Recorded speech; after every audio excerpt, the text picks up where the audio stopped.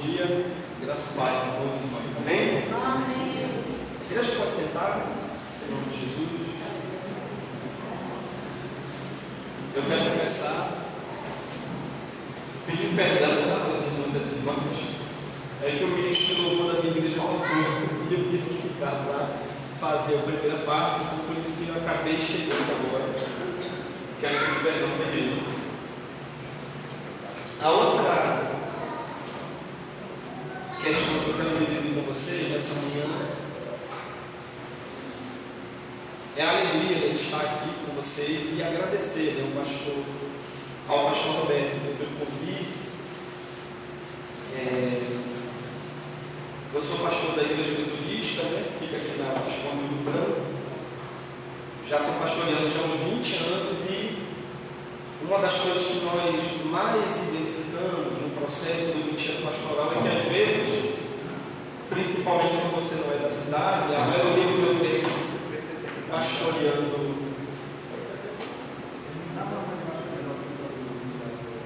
Mas o tempo que eu tive pastoreando, eu tive fora de casa, né? Estão Recife. Se ficar ruim, é você, tá? Tranquilo. A gente tem voz para isso, né? E eu quero agradecer, estou falando isso para agradecer pela vida do pastor Roberto também. Foi uma amigo assim cruzado, né? Culpa da irmã Vera que está ali atrás, né? Culpa dela. Uma culpa boa, né? Nós nos cruzamos assim, né? E não que nós convivamos muito, mas tem sido assim uma alegria ter conhecido o pastor Roberto, sua família. Por onde eu vou, eu falo, pastor Roberto, pastor Roberto. O pessoal pergunta, é metodista? Eu falei, não, uma bênção. Então, eu quero agradecer a Deus, viu? Pela vida do Senhor, pela família. Muito obrigado pelo cuidado e pelo carinho. Sem mais delongas, né? Vamos, abra sua Bíblia, meu irmão, em Lucas capítulo 15, versículo 11 ao 38, são vários versículos, nós não vamos ler todos, eu quero ler o início porque é um texto bastante conhecido. Que Deus nos dê graça e sabedoria, amém? Lucas 15, versículo 11, diz: Jesus continuou. Certo homem tinha 2 filhos.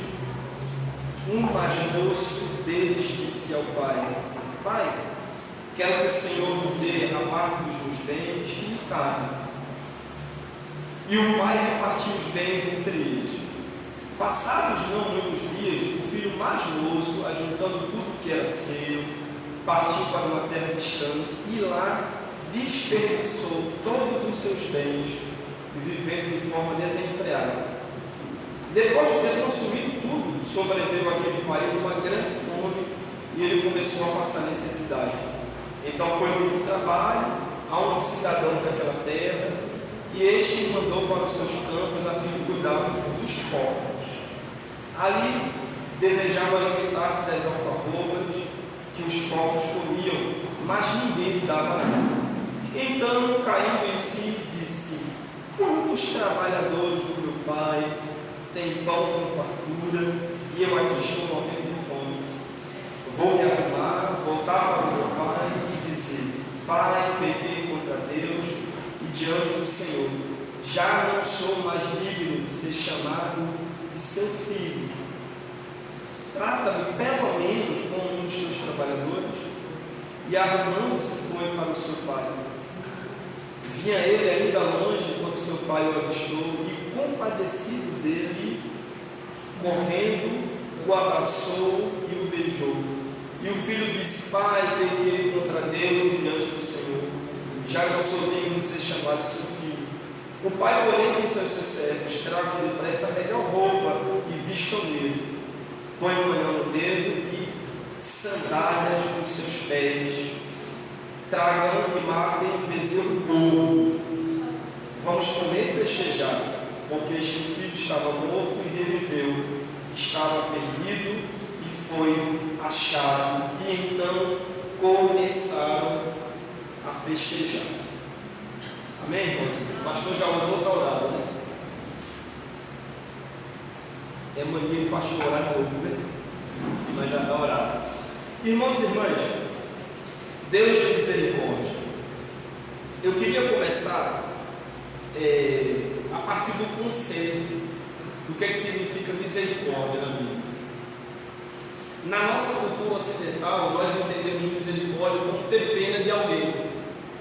Alguém que está passando alguma dificuldade ou alguma experiência negativa na vida, ou alguém, ou uma família, ou uma instituição. E geralmente nós escutamos no nosso meio, né? Tem misericórdia de fulano, não é assim? Tem misericórdia de ciclano, tem misericórdia da família de fulano, né? Geralmente nós ouvimos isso. Isso está correto? Tá, a prática está, mas o conceito e a ideia que está atrás disso o quê? Tem misericórdia de fulano, é uma ideia de pena. Nossa, fulano está tão difícil, estou com a pena dele, eu vou ajudar. Então, na nossa cultura, misericórdia ficou muito ligada a isso. Mas na Bíblia, é claro, e ainda bem por isso, né? Os conceitos são muito mais diferentes. Então, deixa eu falar para vocês. A palavra misericórdia, no Antigo e no Novo Testamento, ela vai aparecer com duas palavras. E eu quero aprofundar uma com vocês que aparece na parábola do filho pródigo. A primeira palavra é a palavra haramim e a segunda é a palavra resed. E eu queria dividir com vocês o que significa a palavra haramim, que é a palavra misericórdia no hebraico. O que é o hebraico? É a língua originária do Antigo Testamento. Resed haramim. Haramim significa útero. Vou repetir. Haramim significa útero. Então, na tradição do Antigo Testamento, a palavra misericórdia e ser uma pessoa misericordiosa, ser uma igreja misericordiosa, ser uma família misericordiosa, significava viver fazendo a mesma função que o útero faz na gestação. Esse é o entendimento. Esse é o entendimento. E aí, para aprofundar mais, qual é a função do útero? Qual é a função do útero, irmãos e irmãs? É preservar, escute isso, preservar e desenvolver a vida no seu estado mais delicado. Todo mundo concorda? Qual é a função do útero? É gerar e desenvolver a vida no seu estado mais delicado. Então, esse é o significado de misericórdia na Bíblia, que vai aparecer nesse texto. Só que vai aparecer nesse texto com a palavra compaixão. Está aqui no texto. Uma das traduções da palavra misericórdia na Bíblia é para o nosso português a palavra compaixão. Deu para entender até aqui? Agora vamos entender isso no texto. Vamos entender o contexto agora da parábola, tá bom? Parábola todo mundo sabe o que é, o pastor aí é craque, né? Foi uma forma de Jesus falar especificamente com as pessoas mais simples, e essa é uma dessas parábolas, uma dessas tentativas de Deus comunicar algo, né, para aquele povo simples, e ele escolheu fazer isso a partir da parábola, que era uma linguagem. Agora vamos entender a questão-chave desse texto, amém? O filho mais novo pediu a sua herança. Na nossa cultura é fácil. Na nossa cultura eu tenho um pai, sou o irmão mais novo, vou pedir a minha herança e vou sair para viver a minha vida. Na nossa cultura, pedir a herança significa o quê? Dinheiro. Na nossa cultura, não é isso? Dinheiro, bens, seja lá o que for. Na cultura bíblica, não. Qual é o problema desse texto? É que esse filho comete um dos maiores pecados na cultura do Antigo Testamento. Pedir a herança, presta atenção nisso, que isso faz toda a diferença nesse texto.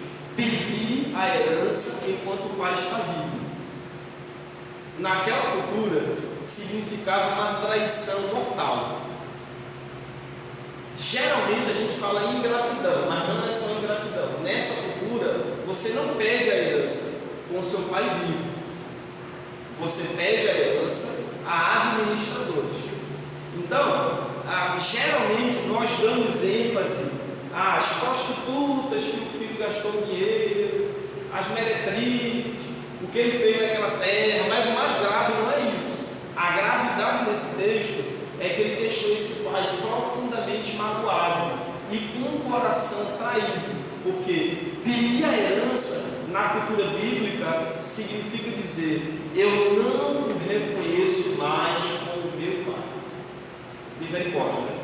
Mas é isso que significa na cultura bíblica. Eu não o reconheço mais como meu pai. Mesmo sendo filho mais novo, eu sozinho vou dar conta de mim.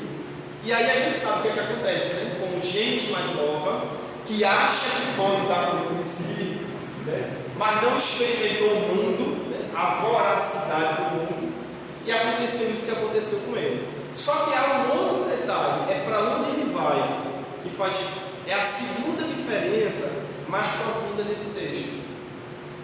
O texto não fala o nome da cidade que ele foi, mas fala uma coisa muito importante. Aquele lugar, ou naquele lugar, naquela região, aquelas pessoas sobreviviam criando porcos. E aqui que está a grande segunda questão desse texto. O porco era um animal extremamente impuro na cultura judaica. Então não é só para onde ele foi, que ele gastou dinheiro, que é o que a gente ouve mais, né, sobre essa parábola. Mas além de ter atacado profundamente o coração do pai, ele foi para uma região considerada impura. Como é que era na cultura da Bíblia? Na cultura da Bíblia, por exemplo, se eu tocasse com uma mulher que estava menstruada, por exemplo, para a cultura judaica daquele tempo, automaticamente eu ficava impuro. Se eu entrasse numa região que era considerada impura, automaticamente eu ficava impuro. Naquela cultura, qual era a única forma de eu deixar de ser uma pessoa impura para me tornar uma pessoa pura? Tendo dinheiro. Como assim?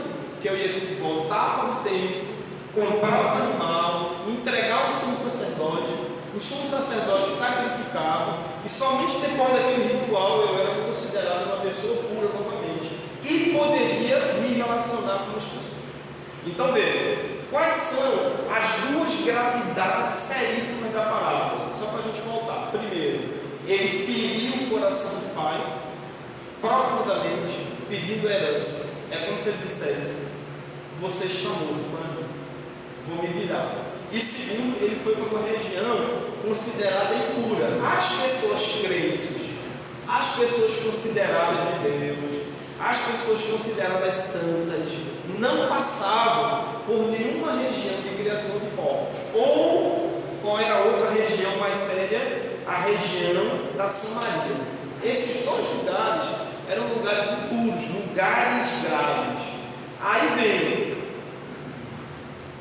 compaixão, que é a palavra misericórdia. O que é que significa a palavra misericórdia que eu falei no início? Útero. Então agora vamos aprofundar para os nossos tempos. Irmãos e irmãs, o nosso Deus é um Deus de misericórdia, porque a misericórdia é o que Ele é próprio. O que é que Deus é? Deus é misericórdia. E sendo misericórdia, ele se coloca na tradução do hebraico como útero. Quando Deus se coloca para relacionar comigo e com você, e isso vai aparecer Jesus contando essa parábola como esse homem que é o pai mais velho, de três formas que eu quero dividir com vocês. Na nossa cultura, esse filho merecia misericórdia? Não. Ele merecia compaixão? Na nossa cultura, não. Mas a cultura do reino de Deus, como é a tradução da palavra misericórdia, é uma cultura desenvolvedora de vida e vida em abundância. Amém? A cultura do reino é uma cultura geradora de vida. Como é o útero? Que é esse lugar de geração da vida. E esse é o significado da palavra misericórdia. De um carro a outro, Deus se coloca na relação comigo e com você, como o útero materno se coloca na geração da vida no seu estado mais delicado, que é a geração daquele que ainda é um embrião, daquele que ainda é muito frágil, daquele que ainda está desenvolvendo. E aí, como é que ele faz isso, irmãos e irmãs? Primeiro, a sua misericórdia é é traduzida em acolhimento. Amém? O mundo que nós vivemos é um mundo avesso, contrário ao acolhimento. Ninguém mais se acolhe. Pelo contrário, né? Está tão violento que se alguém que nós não conhecemos parar e olhar um pouquinho para a gente, o que é que a gente diz? Alguma coisa tem. Não é não? Está olhando o quê? Porque o nosso mundo não é um mundo de acolhimento. Pelo contrário. O nosso mundo ele vai encurtando os espaços. Mas em Jesus de Nazaré, traduzido nessa palavra, há espaço no reino que gera vida. Jesus não falou isso, né? Quando eles ficaram meio preocupados, Jesus está o tempo todo dizendo que vai voltar. E agora? Como é que Jesus diz? Calma, não se turbe o vosso coração, para onde eu vou, né? Numa tradução mais cearense, né? Para onde eu vou tem muitas redes. Calma. Esse é o Deus que alarga os espaços para respirar. Qual é a primeira prática quando o filho volta? O que é que o pai faz? Acolhe. O que é que o útero faz quando o embrião germina? O que é que o útero faz? Acolhe. É meu, está dentro de mim. Não é isso que o pai faz? Agora, um outro detalhe. O outro detalhe desse texto é que em algumas traduções, não nessa aqui, nessa infelizmente não apareceu, mas em algumas traduções diz que quando o filho vinha lá distante, antes de chegar na casa, o pai saiu correndo. Em algumas traduções aparece isso. O filho nem chega na casa, ele sai correndo e abraça o filho, e acolhe o filho. Qual é o detalhe aí? Na cultura judaica, um ancião, um senhor, não sai correndo. O chefe do clã, o chefe do arraial não sai correndo, porque naquela cultura é um motivo de vergonha. E aqui tem uma chave muito interessante. Entre a vida e a morte, entre você quebrar o protocolo cultural e você passar vergonha, o mais importante é o acolhimento que gera vida. Amém? Amém, irmãos? Então Jesus está contando uma palavra que tem tudo a ver com quebras de protocolo da sua cultura, porque a geração de vida, ou seja, o outro que está morto, está sempre em matéria de prioridade na frente daquilo que é o ritual morto. E a cultura de Jesus, a cultura judaica, é uma cultura cheia de ritual. A fé judaica é uma cultura cheia de ritual, mas é uma cultura religiosa cheia de ritual que não tem vida. Como assim que não tem vida? Qualquer coisa que o povo ficava puro. Tinha protocolo para tudo. Só para vocês terem ideia, quando alguém morria na casa de um judeu, o judeu era obrigado a encher um sapato de areia e andar 30 dias com o sapato com areia, para ele lembrar que alguém tinha morrido. Então a religião judaica era cheia de protocolo. Sabe aquelas coisas assim que mais atrapalham do que ajuda?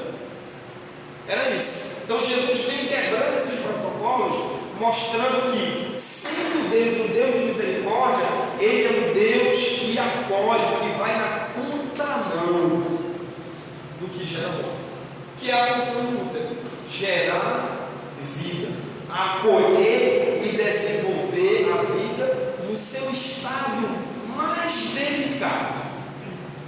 E é dessa forma que Deus desenvolve.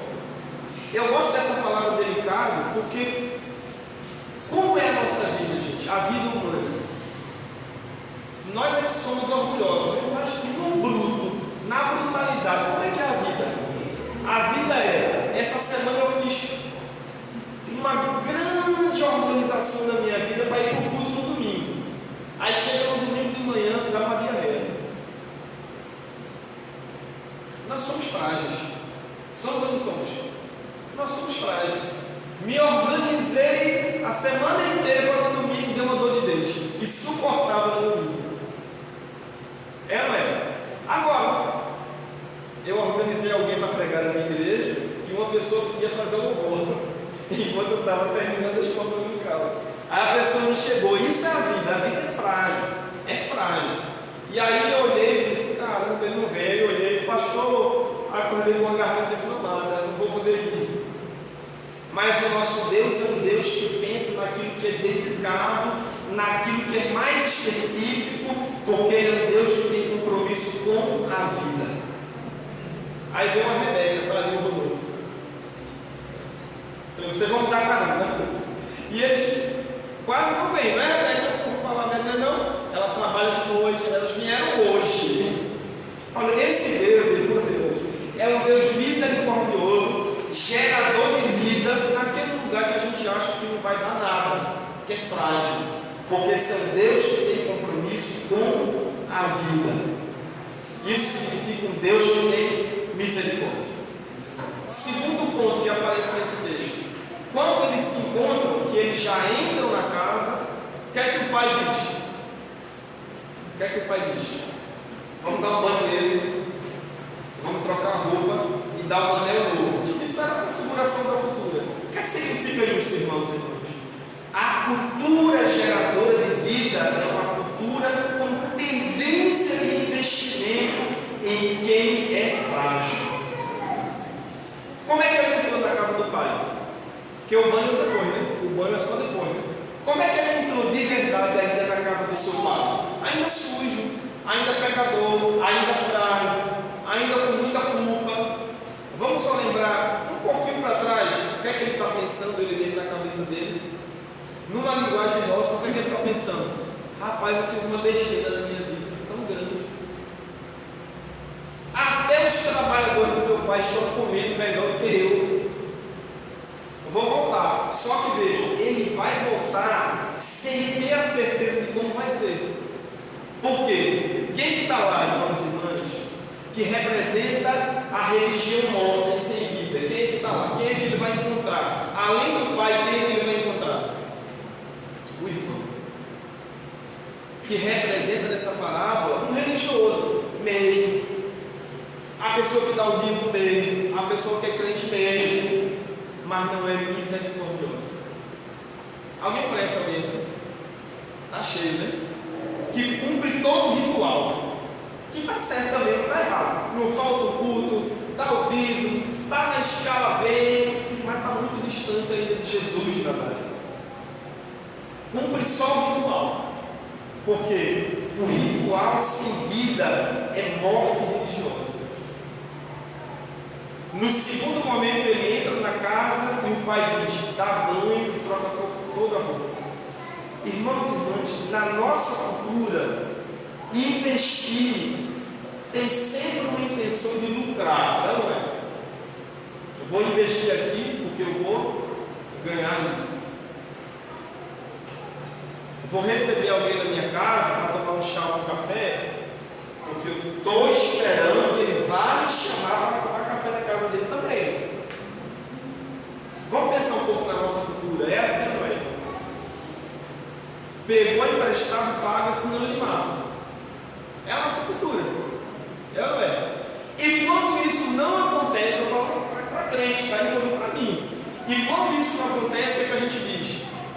Ah, rapaz, meu investimento não deu em nada. Fulano nem lembrou de mim. Toda vez que fulano passa aqui na frente, eu já vou com um copo de água gelada, um cafezinho. Mas quando foi a minha vez, ele parece que nem me viu. Essa é a nossa cultura, bruta, distante da fragilidade, mas com a religião no meio. Por quê? Os dois são religiosos. Os dois, aliás, os três, eles são da religião judaica. Eles cumprem todo o ritual da igreja. Vou falar assim, negócio de linguagem, né? Eles cumprem todo o ritual da igreja, mas na cultura geradora de vida, ou seja, no sentido de ser parecido com esse Deus misericordioso, eles não são. Eles não são. Então, quando o filho volta, o pai investe. Investe em quem? No filho que está sujo, no filho que é culpado. Esse filho não é, ele é culpado. E ele não é só culpado porque pediu dinheiro. Lembra que eu expliquei no início? Pediu dinheiro naquela época era como enfiar uma faca no coração do pai. Então esse é um menino culpado, é um menino impuro que está vindo da região de criação de corpos. Mas o pai, olha, entre o ritual morto, entre seu próprio sofrimento que vida. E aí, nesse lugar, o diabo não tem espaço. O diabo não tem argumento. O diabo não tem argumento nenhum, ele foge, ele sai fora. Por quê? O que é que se espera? O filho vai voltar e o pai vai jogar tudo na cara dele. É tudo que o diabo quer, ou eu não. Esse filho vai voltar e na hora que ele chega na casa do pai, o pai vai enfiar a porta na cara dele e vai dizer: você não escolheu? Então se vira agora. Esse é o lugar que o diabo reina e adora, principalmente quando o ambiente é de crente religioso. Se eles são crentes, são religiosos, como é que vocês meteram a porta na cara do filho? Esse é o ambiente que o diabo gosta. Agora, esse outro ambiente, que é um ambiente que a parábola aponta, não há o mínimo espaço para Satanás desenvolver alguma coisa no nosso coração. Por quê, irmãos e irmãs? Satanás não tem nenhum fundamento no ambiente que produz uma cultura de vida. Pastor, mas tem muita gente que a gente investe e as pessoas traem a gente. Eu tenho 20 anos pastoreando.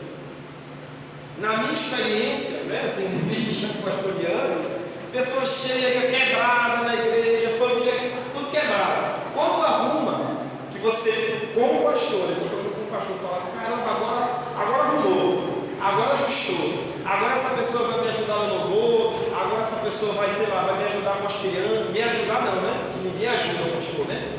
Nós somos parceiros e parceiras da obra de Deus. Falei: agora vai. Aí a pessoa vai para outra igreja maior, mais organizada. É isso que acontece. Por quê? E eu quero pular para o último ponto. O processo de discipulado é diferente do trabalho do padeiro, né? Como é que é o trabalho do padeiro? Ele vai lá, prepara a massa, coloca lá 100 pãezinhos, 100, né? Quando ele tira do forno, quantos pães que saem? Se ele colocou 100, quantos pães saem? 100. Mas na cultura do discipulado, na vida, que a vida é dinâmica, o que é que verdadeiramente acontece? A gente coloca 100 e sai 2. E olha lá. O próprio Jesus diz isso. Lembra da parábola do semeador? Ele vai jogando as sementes, joga várias sementes. E aí o solo que ele menos imagina brota. Então veja, irmãos e irmãs, nós temos duas escolhas: continuar religiosos como o filho mais velho. Vou tirar a palavra religiosa e falar a palavra crente, que é melhor, que é mais fácil, né? Nós temos duas opções: continuar crente como filho mais velho, ou continuar crente como pai. E aí eu gosto sempre de perguntar assim: e se fosse conosco? Vamos pensar um pouquinho? E se fosse conosco? Se fosse com o filho da gente, como nós gostaríamos? Vamos imaginar assim: o filho ou a filha da gente cresceu, já mora em outra cidade, e eles cometeram um erro, que é passível, é normal para todo mundo cometer, infelizmente, porque nós estamos no processo ainda, aprendendo com Deus, aprendendo com a Bíblia. E aí esse filho nosso que mora em outra cidade, e a gente sem grana, vamos comentar, a gente sem grana, sem poder ajudar, cometeu um erro e a vida dele quebrou. E aí ele está numa igreja. Vamos ser sinceros e sinceros. Como nós gostaríamos que aquela igreja, ou aquele pastor, ou aquela pastora acolhesse o nosso filho e a nossa filha de sangue? Por que eu gosto de usar esse exemplo? Porque quando é com o filho do outro, como é com a filha da outra, com a vida do outro, é fácil, né? Mas quando é com o sangue do nosso sangue, o negócio muda profundamente. O que é que nós gostaríamos, irmãos e irmãs, do fundo do nosso coração? Que nosso filho ou nossa filha, que está vivendo um momento difícil, quebrado, encontrasse um pastor e uma pastora misericordiosa, uma igreja misericordiosa, uma igreja acolhedora, ou uma igreja que é até espiritual. Tudo é uma bênção, todo mundo fala aquela loucura, mas quando alguém precisa ser acolhido, além de ser rejeitada, ela não é nem reconhecida. Vocês já viram isso acontecer em igreja? Às vezes você tem alguém que faz o louvor durante 30 anos, por exemplo. Fulano é uma bênção. Fulano nos abençoa no louvor há 30 anos. Aí uma hora ela cometeu erro. Aí agora ela já está impura, desgraçada, a gente não ama mais ela. Só que veja, 30 anos atrás era alguém que nos abençoava, que nós falávamos quase todos os domingos. Nosso culto foi uma bênção, o irmão estava no óleo, como a gente diz, né? A irmã estava no óleo, estava ungida. Aí no dia que ela cometeu um equívoco, que aí seria a igreja, na misericórdia, para poder investir. Nem sempre fazemos isso. E é isso que Jesus nos ensina nessa parábola, o último ponto. Depois que o filho entra, que recebe investimento de vida, o pai alimenta. O que é que o pai diz? Mata um novilho qualquer, pega qualquer um aí que está no pasto, pega um novilho gordo. E aí o texto se apresenta, né? Porque o meu filho estava morto e agora vive, não é? E aí, qual é uma das funções, irmãos e irmãs, do útero para aquele bebezinho lá que está lá dentro do útero? Como é? Alimento. É isso. Por isso que há todo um cuidado especial com a alimentação de quem está grávida. Porque ela não está comendo só por ela, não é isso? O que ela come se transforma em nutrientes para o bebê. E é isso que a palavra misericórdia da Bíblia é. Útero.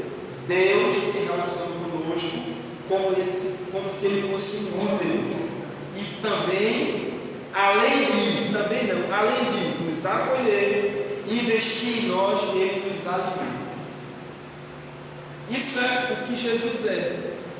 A própria cidade onde Jesus nasceu e se desenvolveu significa comida. Belém significa casa do pão.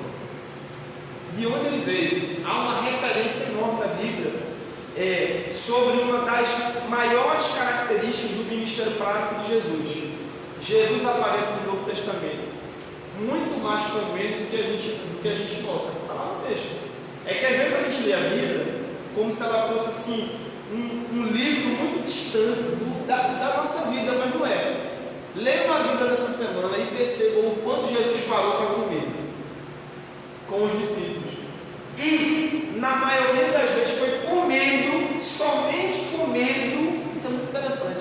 Somente comendo com os discípulos e os discípulos comendo com ele, que os discípulos aprenderam.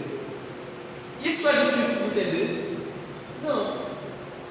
Porque com fome, dá para aprender alguma coisa? Com fome a gente nem pensa direito. Aliás, tem gente que se torna outro tipo de pessoa. Já viu assim? Gente que fica irritada com fome. Tu nem chega perto de mim, eu estou com fome. Já viu gente assim? Se tu me pegar com fome, tu não sabe com quem tu vai bater por aí, não. Não tem gente assim que muda, que fica transfigurado, né? Com fome. Meu Jesus, eu nem conheço essa pessoa, eu estou com fome. Né? Geralmente assim, deixa eu comer primeiro. Deixa eu comer primeiro. Depois a gente vê, depois a gente resolve isso aí. Cheguei cansado do trabalho, né? Cheguei na correria. Não fala nem comigo. Deixa eu tomar um banho e comer. Quando eu comer, aí a gente conversa. Irmãos e irmãs, a Bíblia é um texto que fala do chão da vida da gente. Está muito mais perto do que distante. Quer que o pai, que está sendo representado por Deus na parábola, diz: vamos alimentar esse menino, vamos dar comida para ele. Lembra lá o que ele estava pensando no início? Lá no início. Caramba, eu estou aqui comendo a ração dos pobres. Nem os trabalhadores do meu pai comem isso. O que é que ele falou? Se o meu pai me aceitar, pelo menos se ele me aceitar, eu já estou no grupo de comer comida que pelo menos os empregados comem. Mas o que é que o pai faz? Escolhe a melhor comida. Isso é reserva, misericórdia. Quando uma grávida come porcaria, o que é que o útero faz? Quando uma grávida come porcaria, o que é que o útero faz? Filtra. Pode dar um Google aí quando você chegar em casa, aquele pastor está conversando demais. Ele está mentindo. Dá um Google aí lá quando você chegar em casa. O que é que o útero faz? Filtra. Quando a grávida tem uma porcaria, frio, filtra. E passa para o bebê aquilo que já foi filtrado. Olha o que é que o menino que está voltando está pensando. Se eu chegar lá e comer pelo menos uma vida, se eu chegar na casa do meu pai e comer uma comida pelo menos mais ou menos, eu já vou estar comendo melhor do que a ração dos porcos. É isso que ele está pensando lá. Mas quando ele chega, Deus, na figura daquele pai, o apresenta um banquete filtrado, que não diz o que ele é. O que é que ele é ainda? É um pecador.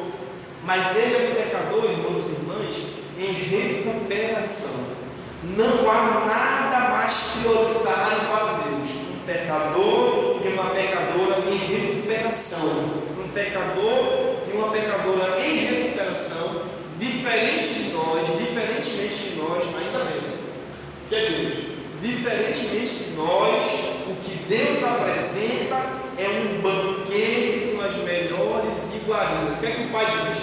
Mata aí para a gente fazer um churrasco. Eu gosto desse Deus, não é não? Esse é um Deus que gosta de brasa e de comida. Está no texto, está nos textos.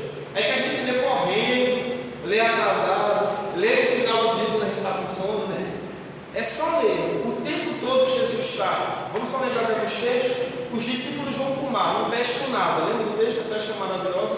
Quando eles voltam, o que é que está na praia? Junto de Jesus. Vocês lembram? Um foguinho, uma tilápiazinha. Estou falando cearense, tá? Não sei se era tilápia. Está lá. Antes deles pisarem. Está lá já um foguinho de chão, um peixinho, pensou um carazinho na brasa e pães. Vamos lembrar de outro? Os caminhantes de Emaús. Lembra dos caminhantes de Emaús? Jesus falou: olha, eu vou correr, a situação vai ser muito difícil, não voltem para casa, não desistam da fé, vão para Jerusalém, que é lá que vai cair o Espírito Santo. 2 desistem, lembram deles? Que são os caminhantes de Emaús.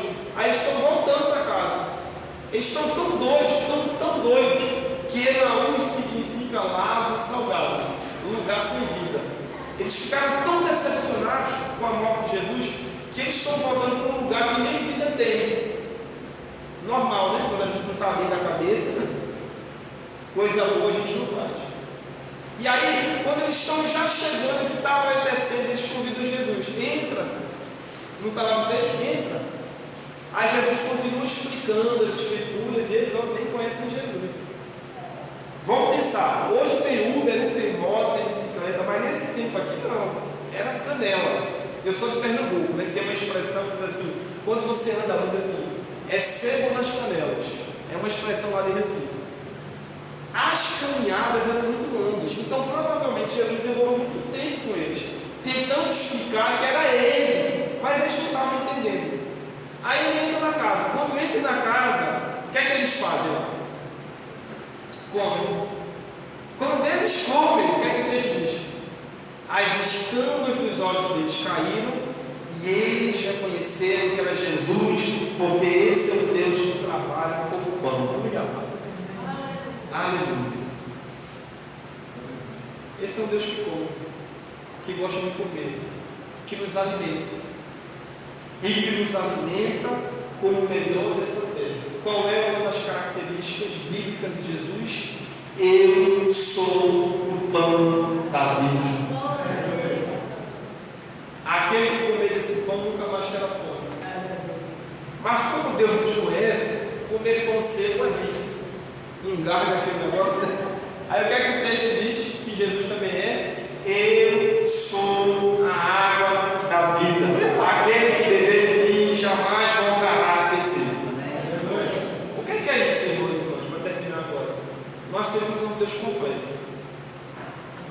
A dieta espiritual é completa. Porque a semelhança do útero, né, que tem lá um bebezinho desenvolvendo ainda, a semelhança do útero, o nosso Deus é esse Deus que vê as coisas nos mínimos detalhes, ou mais ainda, não as coisas, que vê as pessoas nos mínimos detalhes. Então eu não sei o que você está vivendo, o que você está passando, Se algum caraminhola aí também na sua cabeça, o que é que eu faço? Sou crente, não sou, desisto, não desisto, fico nessa igreja, não fico, o que é que eu faço na minha vida? Ah, meu Deus, o que é que eu faço? Que nós possamos lembrar dessa palavra, de que assim como o útero acolhe a vida do seu estado de fragilidade, Deus também faz conosco. Ele nos trata como bebês ainda em desenvolvimento. E nós temos amparo na Bíblia para dizer isso, tá? Quer ver? O que é que Isaías diz? O verdadeiro louvor só sai da boca das crianças. Que é uma coisa que a gente vai esquecendo quando nós vamos nos tornando adultos, né? E aí quando Jesus está passando, os discípulos querem o quê? Tira as crianças, tira as crianças. Aí Jesus diz, elas estão no meio. Por que Jesus diz elas estão no meio? Para que do meio, ou elas estando no meio, nós possamos olhar para elas. Qual é a maior felicidade de um pai? Quando é que a gente dorme? Quando a criança está bem alimentada. Amém, irmãos? Que nós possamos, em nome de Jesus de Nazaré, pedir ao Senhor que nos ajude a desenvolver uma espiritualidade equilibrada. Orar muito é excelente. Jejuar muito é excelente. Dizimar é excelente. Não faltar à escala, né? É excelente. Mas ser um crente ruim, uma pessoa ruim, mesmo estando em Jesus, não é diferente de nada de quem não é crente. Não tem nada diferente. Não tem nada diferente. Absolutamente nada. É muito perigoso, porque isso vai nos enganar. A semelhança disso é o que a igreja vai ser. A igreja não é essas paredes aqui. Inclusive vocês podem crescer e devem crescer, tomara que cresçam, quebra e vão mudar maior. Porque a igreja não são essas paredes. Mas não dá para mudar de paredes sendo religiosos ruins. Eu sofri tanto quando eu cheguei aqui na igreja, você tem que sofrer também. Nós não entendemos nada. Nós não entendemos nada. Você viu quando a gente pergunta assim, como é Deus? É um fogo devorador, é feroz, é o homem do deserto, é o homem da guerra, já vi essas expressões, é o homem da espada. Mas eu não vejo ninguém, eu não vejo a maioria dizer, a maioria mesmo dizer, mas ele é pastor. É sempre um pouco de violência. Você já percebeu isso? Ele é homem de guerra, você já viu isso? Mas eu não vejo ninguém dizer assim, ele é pastor. Isaías, o profeta Isaías, ele é pastor. É um homem de dores também. Ele é uma ovelha. Então nós possamos voltar essa semana perguntando, por que quando a gente lembra de Deus, só vem expressões violentas na nossa cabeça? Guerreiro, de espada, de javá, que derrama fogo, que é o fogo consumidor, que manda para o deserto. Pense nisso, por que quando a gente pensa em Deus, só tem isso na nossa cabeça? E pouquíssimas vezes nós nos lembramos de Deus como um Deus pastor, como um Deus que chorou. Ele chorou lá com Lázaro, lembra? Deus que chorou. Um Deus que saiu correndo para socorrer Balimar. A gente não lembra dessas coisas. A gente não lembra de Deus acolhendo, de Deus perdoando, de Deus caminhando, mas a gente lembra sempre: fogo devorador, espada, guerreiro, varão de guerra. Já viu? Vocês já pensaram nisso? Por que isso é importante? Porque se Deus só for isso, se ele não tiver equilibrado, ele é isso. Eu estou dizendo que ele não é. Ele é isso, porque no Antigo Testamento diz. Mas no Novo Testamento, Jesus equilibra esse Deus, que é um Pai forte, como precisa ser, mas esse mesmo Pai, que é forte, que tinha poder para sair da cruz, se submeteu.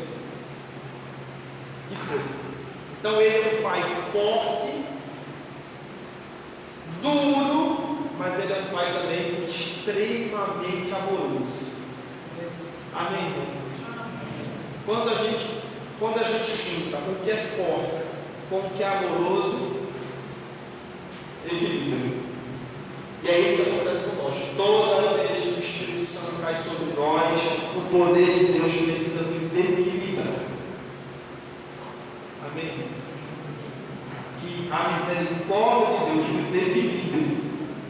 Já viu aquela expressão popular? Nem tanto ao mar, nem tanto à terra, mas equilibradas, porque o equilíbrio é um conceito de saúde. Esse é um conceito de saúde. Fulano está saudável, fulano é saudável, porque é uma pessoa equilibrada, porque o amor de Deus nos equilibra. Que Deus nos abençoe nessa manhã, que o Senhor possa Ele mesmo, né, que não é o pregador nem a pregadora, completar a boa obra da sua palavra em nós. Que Ele nos conduza para esse caminho de equilíbrio, em nome de Jesus. Amém? Pastor, obrigado. Deus abençoe. Graças a Deus.